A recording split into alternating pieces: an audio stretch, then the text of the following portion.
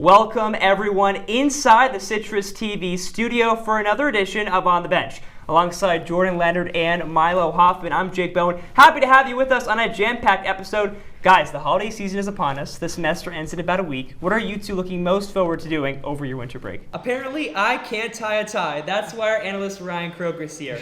You know what I also can't do? Detail the college football 12-team playoff. That's why our analyst Joel Polachek is here. I mean, wow, Joel, what a finish. We can all agree that the curse of Dan Snyder is finally over. Jaden Daniels is proving to be Washington's franchise quarterback. I think he's running away with the Offensive Rookie of the Year. He's a top 10 quarterback in the NFL. On top of that, I think the craziest moment, especially the video circling social media, Tyreek Stevenson, the defensive back for Chicago, taking a playoff at the end, taunting the Commander fans. But then he gets back on defense and actually tips the ball that would end up being caught by Noah Brown. If you believe in karma, Joel, I don't think it gets any more clear. Well, you can't talk about the success of this Syracuse season without talking about one player and one player only, and that's Bo Van Kempen.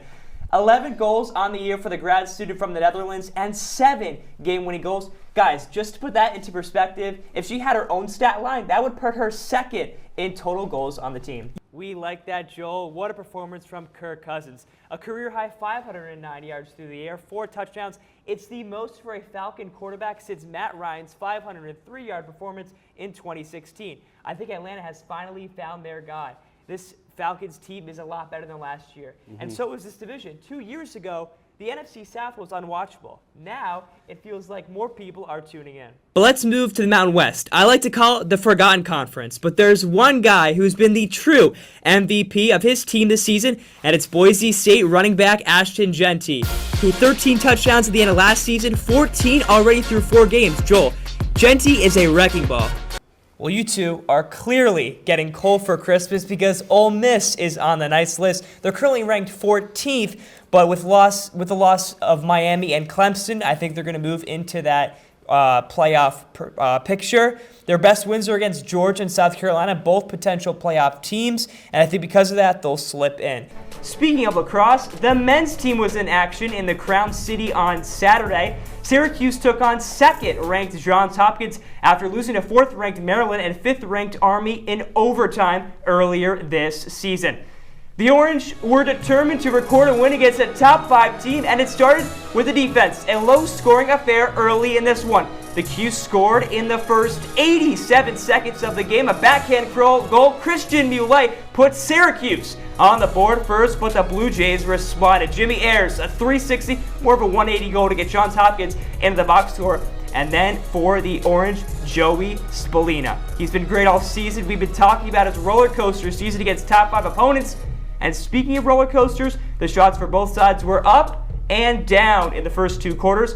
But the Blue Jays escaped the half with a 4-3 lead off of Garrett Dignan's second score of the game. At the half, Johns Hopkins led by 1. The offenses for both sides ramped up in the second half. Another one for Joey Spallina. Owen Hiltz, as you see there, replicated that same exact stat line. What a rip right there, bottom corner for the senior. And then 11 seconds remaining in the third quarter, Michael Leo buries it, eyes in the back of his head. Yeah, my hands are on my head too. Into the fourth quarter, Syracuse leads by 4, but Johns Hopkins won't go away. There's Hunter Juronsky falling down and giving the Blue Jays more life. More momentum as Garrett Dignan, a huge swing for another one. 9 seconds later, Jake Stevens nets it for the Orange. He scored a couple of goals late to give the Orange a little bit of a cushion, but Dignan, again, his 5th goal of the game for a new season high. He was the heart and soul of the team in this one. But in the fourth, as time winds down, Johns Hopkins, they need to clear the ball if they want to have a chance, but it goes out of bounds. Syracuse pulls off the upset. They eke out a 14-13 victory. That's a similar score to their 13-12 victory in the 1989 National Championship game against this very team. Paul Gate was the hero. The rivalry between Syracuse and Johns Hopkins has dated all the way back to 1921. While the rivalry between the Orange and the Seminoles women's hoops hasn't been historic, remember, Cuse joined the ACC in 2013. Every matchup has been a fight to the end. Thursday's game was no different. Syracuse trying to defend home court, 9-0 in the Dome this season. Florida State with all the momentum coming off 2 ACC wins, and it continued right there, a 4-point play, oh my goodness, from Sarah Pagetti.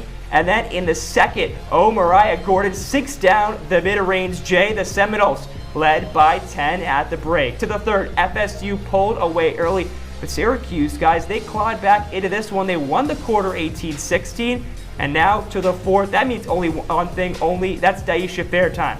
From the corner, she drills it for Syracuse to take the lead. The Seminoles make it interesting, though. They're not going to go away. Tania Laston finishing through contact.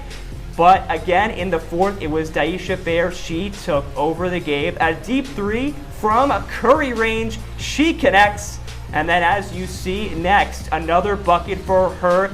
She reaches 1,000 points, 1K for the Orange. That's the fastest in program history. FSU could not do anything else. As we see right there, a funky form from Carla Viejas. She misses, and Syracuse secures the ranked victory. Fair finished a season-high 31 points. She drained 9 threes, moving three spots up on the all-time scoring list. In sports, the players who score the most usually get all the attention. Joey Spallina, Daisha Fair, JJ Strong, you get the point. But for Syracuse women's ice hockey, the attention was on someone else. The Orange took on RIT in a doubleheader, and let's just say the goalie might be the most important position in all of sports. On Friday, Syracuse fell to RIT 1-0 on the lone goal from Jordan Bear. For the Orange, goaltender Allie Kelly was the team's rock. The graduate student racked up 26 saves and recorded a .963 save percentage. The Syracuse defense also came to play in Game 1, blocking 24 shots. Forward Tatum White blocked a career-high 6 shots, and she won a game-high 14 faceoffs. An already horrific conference record you see there, only 3 wins on the season. Could the Orange split the series? Well, there's your answer right there. In Game 2 on Saturday, the Syracuse offense came to play. A 3-0 victory over the Tigers. Forward Charlotte Hallett scored the game-winning goal with 24 seconds remaining in the second period. The Cuse finished the job with 2 empty net goals late in the third, and Kelly was impressive once again for the Orange, recording 33 saves and a shutout in her 100th career collegiate game. The Cuse's defense also showed up once again, blocking 16 shots for a total of 40 in the series. That increases their season total to 439, and that ranks 4th in Syracuse history. Yeah, listen, the Bengals cannot catch a break. Joe Burrow has been playing unbelievable this season, and he showed that in this game. He's got 12 touchdowns and only 2 interceptions on the season, but the problem is the Cincinnati defense. 29 points per game allowed, the second most in the National Football League. On the other hand, the Baltimore backfield is undoubtedly the best backfield in the NFL. Lamar Jackson, 348 passing yards and 4 touchdowns. And then on the ground, Derrick Henry, 92 rushing yards, another monster performance, 6.1 yards per carry, and a touchdown to round it off. But I want to zone into this fourth quarter. Remember, the Bengals were up 10 late in this one. On a 2nd and goal, Lamar Jackson fumbles the snap, but then picks it up, rolls out to his right, stiff-arms Sam Hubbard, who, by the way, leads the Bengals with sacks, and he's able to throw a crossbody throw between 2 defenders to Isaiah Likely, a monster catch in a critical moment in that game that would propel them to the win.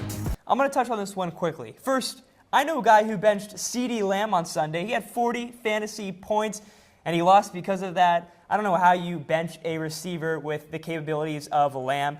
On a serious note, though, these 2 teams came into the season with high expectations and have yet to even meet them. I know the 49ers won this game, but they only won by a mere margin, especially with a Dallas offense that has been struggling. Again, Dak Prescott, 2 interceptions. We'll see what's in store for these 2 teams as they look to navigate their division later this season. Well, my team might not win a game, but they're in, and that's all that matters. I'm going with the Clemson Tigers at the 12 seed winners of the ACC championship game. I think SMU in their first time in the ACC this year. They've had a good season, haven't played anyone amazing, but Clemson, they have the resume, they have the experience, they have the coaching, and Cade Klubnik is playing great this season. By the way, the game's in Charlotte. That's a home game for Clemson. Well, Jameis Winston did, in fact, eat a W against one of the best teams in the league in the Baltimore Ravens, throwing for over 330 yards and 3 touchdowns.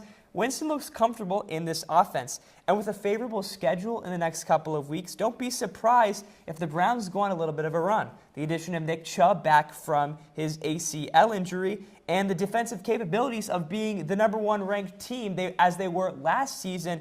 If the Browns can string together a couple of wins, they might play upset alert late in this season. Well, that's all the time we have on this episode. A huge thanks to our whole production team working so hard behind the scenes to make all of this possible. But from Jordan Leonard and Milo Hoffman, I'm Jake Bowen saying so long from Syracuse.